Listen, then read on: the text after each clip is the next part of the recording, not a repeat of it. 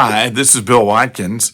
Peter just dedicates almost an entire chapter simply to the concept of false teachers and what's going to happen to them and what the result of their teaching is. We've been looking at it, and he says God does know how to judge the unrighteous and condemn them, and God does know how to rescue the righteous for the final day. Even though you might not see it immediately, it's actually coming. Never let go of God. And then he speaks of the false teachers in verse 18 of 2 Peter 2.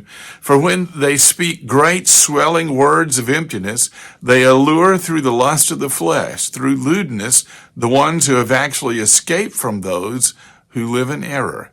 In other words, they're bringing children of God back to the way they used to live before they became Christians. And how do they do that? With great swelling words of emptiness. They sound so intelligent.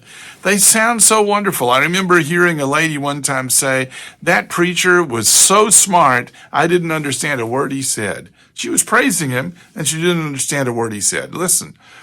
Preaching of truth ought to be simple, number one. Number two, whenever someone is trying to sound as though they're highly intelligent and highly educated, and they want to sound that way to people, watch out for that. What I want is not somebody who speaks great swelling words. The words of Jesus were simple.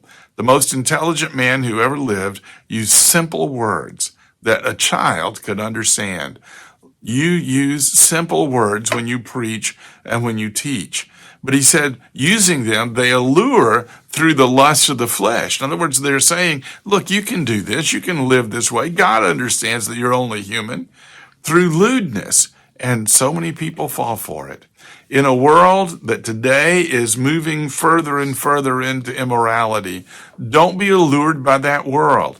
Don't let anyone draw you into that lifestyle. You lived that way at one time for many of you. Don't go back. This is God's way, not man's way. Follow him.